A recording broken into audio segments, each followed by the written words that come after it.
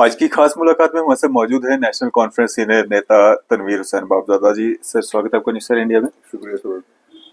तनवीर साहब, अगर बात करें हम सरकार की, अब सरकार गठन हो चुका है और नेशनल कॉन्फ्रेंस और बाकी जो दल आपके साथ जुड़े हुए थे सब मिलकर के सरकार बनी है और जम्मू को जो रिप्रेजेंटेशन नेशनल कॉन्फ्रेंस ने दी है, क्या लगता है आपको पूरी तरह से जम्मू के साथ इंसाफ हुआ है?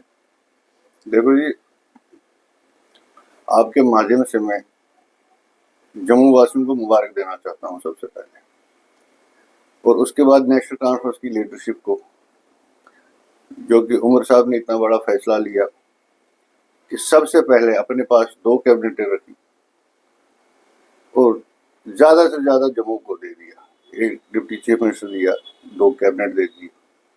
तो इससे बड़ी बात जम्मू वालों की खुशकिस्मती क्या चीज़ है कि इतना बड़ा तोहफा पहली बार जो मिला है। तो मैं कहता हूँ लाइफ में मैं देखता हूँ कि पहली बार मिला कि पहली कैबिनेट में 3 कैबिनेटें जम्मू को मिली और 2 ही अपने पास अभी कश्मीर में रही, क्योंकि 5 लोगों ने अभी लिया था, ओथ ली थी। तो आप खुद देखते हैं कि इंसाफ कैसा होता है और इसको लीडरशिप बोलते हैं। तो जिस तरह का मैंडेट यहाँ से भारतीय जनता पार्टी को मिला है, भारतीय जनता पार्टी का क्या रोल रहने वाला है? देखो जी, भारतीय जनता पार्टी को जो लोगों ने यहाँ हिमायत दी है जम्मू में, अब वो किस बात पे दी है उसका तो हम वो वोट कास्ट इंसान का करना किस लिए होता कि हमें इस एमएलए ने कोई काम किया है तो हम इसलिए उसको दूसरे को गिराते हैं, तीसरे को बनाते हैं। यानी वो अपना कैसे वहां पे कारोबार हुआ हमारा टर्नआउट। तो जो जम्मू के लोगों ने जो वोट कास्ट किया वो किस बिहाफ पे किया है, क्या सोच के वोट दिया है। क्योंकि यहाँ पे पहले आप देखो बेरोजगारी कितनी बड़ी ज्यादा है। 10 सालों में आपने देखा कि यहाँ पे कोई रोजगार, इतनी पोस्टें खाली है, हर एक महकमे में पोस्टें खाली है। तो कोई वैसा लोगों का कोई काम नहीं हुआ कि जिससे लोगों को राहत मिले। दरबार मुंह को खत्म किया गया यहाँ। सबसे बड़ी बात जो मुश्किल आई, 200 करोड़ का अगर गवर्नमेंट नुकसान उठाती है कि बोलते नहीं इससे नुकसान होता था, दरबार मुंह से 200 करोड़ का नुकसान होता था। लेकिन मुझे ये बताइए, आप लोग ये बताओ कि अगर 200 करोड़ का नुकसान होगा लेकिन जम्मू को 2400 करोड़ का फायदा भी मिलता था ना। जो रेवेन्यू आता था, जो यहाँ पे लोग आते थे, यहाँ पे खरीदारी करते थे, यहाँ के होटल बुक रहते थे, यहाँ के कारोबार जो मार्केट है, मार्केट अच्छी चलती थी, वो तो सब खत्म हो गया। उनने देखा गवर्नमेंट का 200 करोड़ होता, 200 करोड़ होता पब्लिक को राहत कहाँ से मिलती थी, वो देखा नहीं उन्होंने। सबसे बड़ा जो है जम्मू को खत्म किया गया था।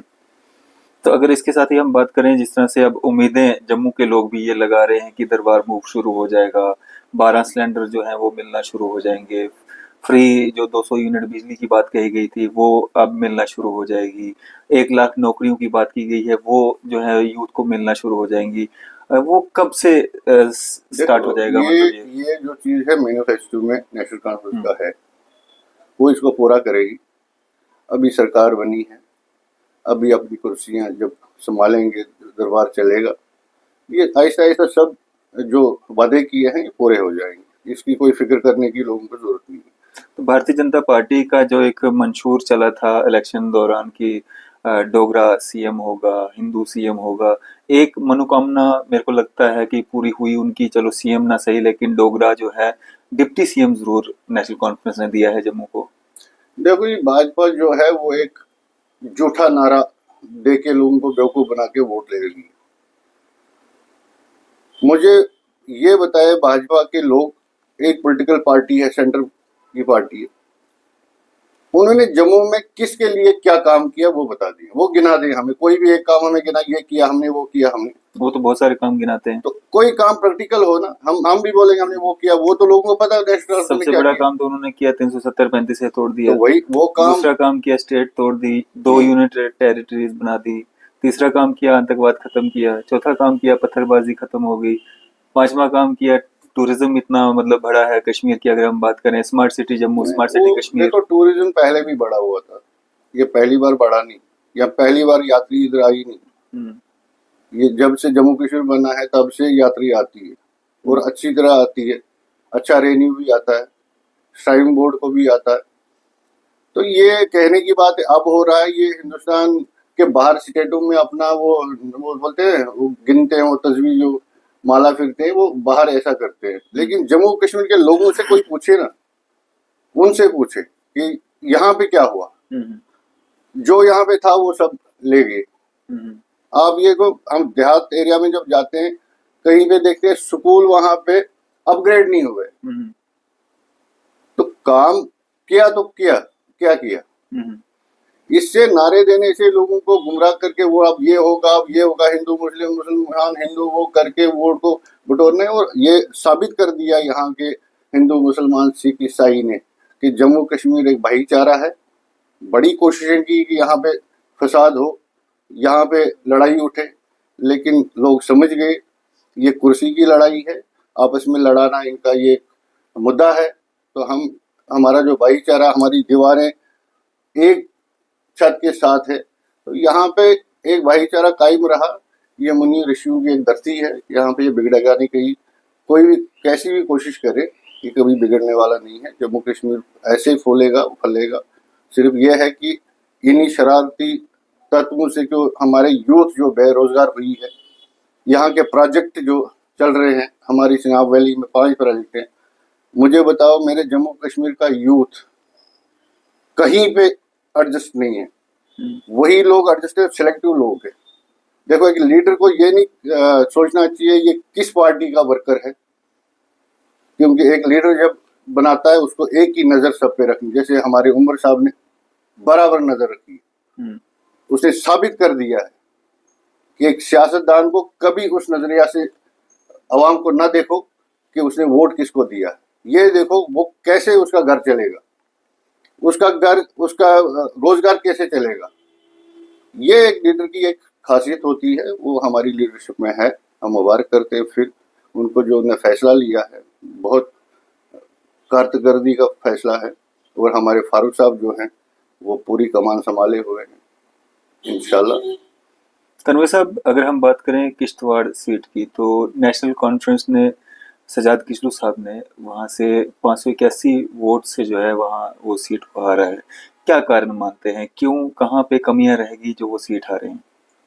नहीं, कमी कुछ नहीं रही, मेहनत पूरी रही, पार्टी की तरफ से पूरी मेहनत रही, पूरा जोर लगाया कि अब कहीं पे कुछ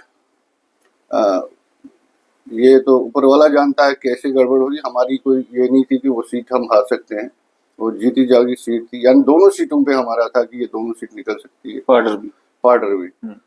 तो अचानक से जब रिजल्ट हुआ, इतने मार्जिन तो कुछ नहीं था, लेकिन इसमें हम आगे के लिए फिर मेहनत करेंगे। अगर इस वक्त नहीं तो अगली बार सही। तो अब जिस तरह से उम्मीदें मतलब लोगों को बहुत ज्यादा हैं, अभी जो सरकार बनी है, स्टेटहुड, मतलब लोगों को लग रहा है कि स्टेटहुड मिल जाएगा, नौकरियां मिल जाएंगी, फ्री बिजली मिल जाएगी, पानी मिलेगा, बाकी सारी जो वादे किए गए हैं वो सब हमें मिलने वाला है क्योंकि सरकार बन गई है, क्योंकि वादे आपने ही किए हैं, मैनिफेस्टो आपका ही था। तो क्या लगता है, क्या उम्मीदें हैं स्टेटहुड, मतलब कि क्या उम्मीद की जा सकती है? बराबर स्टेटहुड आएगा। आपको याद होगा अरफा साहब, जब अमित शाह जी जम्मू आए थे, उसने रैली में ये भी बोला था कि आपका स्टेट का दर्जा, आपकी नौकरी, आपका जो आपका राइट बनता है वो आपका वापस मिलेगा। इसी तरह उन्होंने ऐवान में भी बोला था संसद के अंदर कि स्टेट का दर्जा हम वापस देंगे। उसके बाद हमारे प्रधानमंत्री, हमारे हिंदुस्तान के श्री नरेंद्र मोदी, उन्होंने अपने शब्द से खुद बोला हुआ, वो आप किसी भी नेट पे आप सर्च कर सकते हो।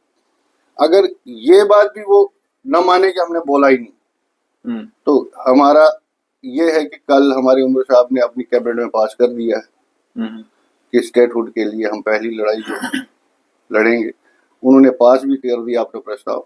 अभी उनकी मीटिंग है एक दिन, उसके बाद वो दिल्ली जाएंगे, प्रधानमंत्री से मिलेंगे, बातचीत होगी, इंशाल्लाह स्टेटहुड हम वापस लाएंगे और अपने स्टेट का दर्जा बहाल हो जाएगा। कल उमर साहब जम्मू भी आ रहे हैं, किस तरह की तैयारियां हैं? तैयारियां तो आपको पता, पार्टी जब अब उनको वेलकम करने के लिए, तो आप खुद कल देखेंगे कैसे यहाँ पे जोरों शोर होगा। जो एक काईदारे हैं जिनने इतनी मेहनत की। आपने देखा कि उमर साहब ने इस बार बहुत मेहनत की है, हम्म, यानी उनको अपना इलेक्शन भी था, तो दूसरों के कंपेनों में भी उनका आना जाना रहा, बिल्कुल। और प्रॉपर उन्होंने ऐसा काम किया कि काबिल तारीफ है। जैसे सीटें निकली, हम्म, वो सारा जो है क्रेडिट जो जाता है वो उमर साहब को जाता है। उनने बराबर ख्याल रखा कि मेरे कैंडिडेट वहाँ पे खड़े हैं, मुझे बुला रहे जाना है, अपनी सीट परवाह किए बगैर दो दो जगह पे उठे थे। तो मुबारक है उन लोगों को, यानी वो अगर कहीं फील्ड में निकलता था लेकिन पीछे वो संभालने वाले जो थे जिनने संभाला उनकी कॉन्स्टिट्यूंसी को, तो दोनों सीटों से उसने अपनी जीत जो है दर्ज की। तो इस तरह जब वो जम्मू आएंगे तो जम्मू के, मैंने बोला ना कि किसी को ये नजर न रहे कि कोई भाजपा वाले सोचे कि ये उनका भी चीफ मिनिस्टर इस टाइम है, बिल्कुल। ये कहीं वो सोचेंगे चीफ मिनिस्टर नेशनल कॉन्फ्रेंस का है, पार्टी बिलाशक अलग है, लेकिन उनको चाहिए इस वक्त आगे आना कि एक सीएम आ रहा है हमारा।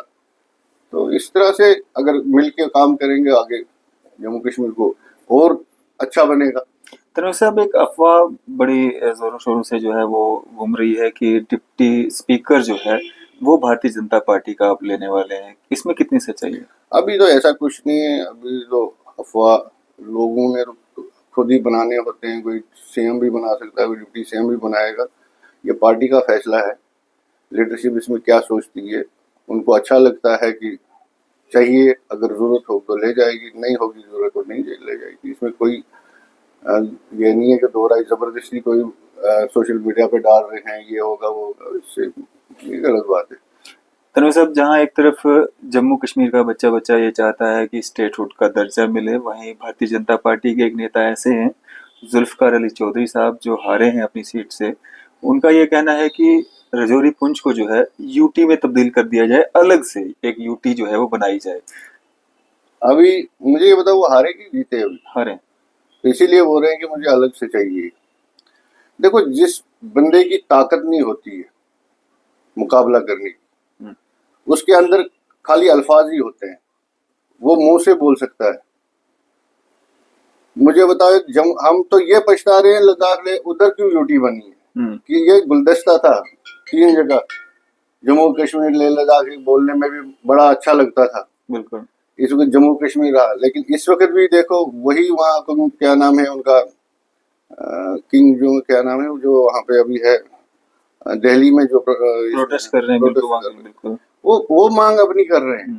तो चौधरी साहब पता नहीं कौन से ख्वाब देख रहे हैं वहां बैठ के कि हम यहाँ यूटी बनाएंगे। देखो, जब लोगों ने किसी को धकेलना होता है तो फिर वो फ्रस्ट्रेशन में आ जाता है, जब फ्रस्ट्रेशन में आता है फिर ऐसे वैसे बयान तो देना शुरू हो जाते हैं। तो जिस घर से ये लोग निकले हैं, जब ये उस घर के नहीं रहे तो दूसरे घर में जाके क्या करेंगे, तो ये भी समझना पड़ेगा इन लोगों को। बिल्कुल। तो तन्वीर साहब, जो लोग हमें देख रहे हैं, आपको देख रहे हैं, क्या एक मैसेज रहेगा आपका आवाम के लिए, खासकर हमारे जो व्यूवर्स आपको देख रहे हैं? मेरी तरफ से अरफत साहब सबसे बड़ी मुबारकबादी दे रहा हूँ पूरे जम्मू कश्मीर के अवाम को, जिन्होंने बड़ा चैलेंज था उनके लिए। यह इलेक्शन अवाम के लिए बहुत बड़ी चैलेंज। आप देखो कि कोई कसर नहीं रखी थी नेशनल कॉन्फ्रेंस को तोड़ने के लिए, कोई भी कसर नहीं रखी। जम्मू को छोड़ दीजिए, आप यार कश्मीर में आप ये देखिए कि ऐसे पॉलिटिकल लीडर को उन्होंने हायर किए थे कि वोट किस तरह टूटे। और मैं इससे बड़ी मुबारकबाद क्या देख सकता हूं कि लोगों ने उसको देखे, नजरअंदाज करके एक ही रस्सी पकड़ी कि हमारी इस वक्त अगर कोई भी जम्मू कश्मीर को फिर बना सकती है वो एक ही है नेशनल कॉन्फ्रेंस, जो फारूक साहब हैं वो इसको बना सकते हैं। फिर यहाँ पे खत्म हो गया, यहाँ पे आज तक जो इनने वादे नारे दिए वो कुछ नहीं है, वो ग्राउंड पे जीरो है। और जो लोग इनने हायर किए हैं इलेक्शन के लिए, वहाँ पे ये वोट तोड़ने की कोशिश करेंगे और हमें कल को पछताना पड़ेगा। इसलिए लोगों को मेरी तरफ से मुबारकबाद। आप इसी तरह आगे की तरह भी आगे आगे जब जनरेशन, अब जनरेशन जो आई 10 साल का गैप बन गया, जो जनरेशन उस टाइम 10 साल की थी वो 20 साल का लड़का पहुंच गया है। अब उसने वो पिछले उस एपिसोड में जा रहा था, इधर ये हो रहा है, लेकिन फिर वो वापस आ गया कि नहीं, जो फैसला अभी किया, हमारी यहाँ जमात जो है वो नेशनल कॉन्फ्रेंस है, जो हमारी हुक्मरानी करेगी, वो हमारे रोजगारों का सोचेगी, हमारी घरों का सोचेगी। तो इसलिए लोगों ने फैसला किया, आगे भी अच्छा होगा, आगे भी लोग ऐसे ही सोचेंगे, अच्छा फैसला ले लें। तनवीर साहब, आपके कुछ पुराने साथी जो नेशनल कॉन्फ्रेंस में थे आज भारतीय जनता पार्टी में हैं, और जीतने के बाद भी बावजूद भी उनको पछतावा हो रहा होगा शायद, अगर हम नेशनल कॉन्फ्रेंस में होते तो आज या डिप्टी सीएम कैबिनेट मिनिस्टर होते, जीतने के बावजूद भी उनको जो है अलग थलग बैठना पड़ रहा है। देखो, ये रब की मार होती है, जिस आदमी को ऊपर वाला इज्जत बख्शे उसको लेगा कोई नहीं। इन लोगों ने यही चाहा कि इस पार्टी में अब खलल होना है। इतनी अफवाहें कर रहे थे, कभी किसी को अंदर डाल रहे थे, किसी को बाहर निकाल रहे थे, तो ख्वाब देख रहे थे, इनके वो ख्वाब ख्वाब ही रह गए। साथ में अपनी टांगों पे कुल्हाड़ियां खुद ही मारी। उनने सोचा कि नेशनल कॉन्फ्रेंस के लोगों को अब पता नहीं क्रश करेंगे, अब बीजेपी, हम भागेंगे, हम अपने आप को बचाएंगे। तो ऐसा नहीं है, ये हिंदुस्तान है, यहाँ पे हर नागरिक का बराबर दर्जा है। और लालच बंदा जो होता है, जो लालच के पीछे चले जाता है, वो आखिरकार उसका काम तमाम हो जाता है, वो ऊपर अर्श से गिरता है और फर्श पे पहुंच जाता है फिर। और रब जब फर्श से उठाता है तो अर्श पे भी पहुंचाना उसका काम है। जब आप किसी के वफादार नहीं निकलोगे तो उसके दिल में थोड़ी सी आह निकल जाती है कि जिस बंदे को हमने पाला पोसा और इतना बड़ा किया है, तो फिर हम उसी को गालियां दें, उसी को हम बदकलामी से कुछ बात करें, कहीं मीडियाओं पे, कहीं प्रेस में, कभी कहाँ कभी कहाँ। तो थोड़ा सा उनके दिल में जब से वो आह निकलती कि हमारे से कौन सी गलती हुई थी, हमने अगर पहचान दी, हमने आपको बनाया, हमने आपके कामों को सराहा, तो इस टाइम हम ही खराब हो गए। तो रब भी सुनता है, फिर वो लेता है, जब ऊपर पहुंचा है बोल जा, फिर उधर ही बैठ, जहाँ पे था वहीं ठीक है। बिल्कुल, ये फैक्ट। चलें, शुक्रिया हमारे से बातचीत करने के लिए। शुक्रिया, थैंक यू। तो ये थे हमारे साथ नेशनल कॉन्फ्रेंस सीनियर नेता तनवीर हुसैन बापजादा जी। आपकी इस सब पे क्या राय है, अभी अपनी राय जो है जरूर साझा कीजिएगा। इसी तरह की मजीद अपडेट्स के लिए आप देखते रहें न्यूज़ सर इंडिया।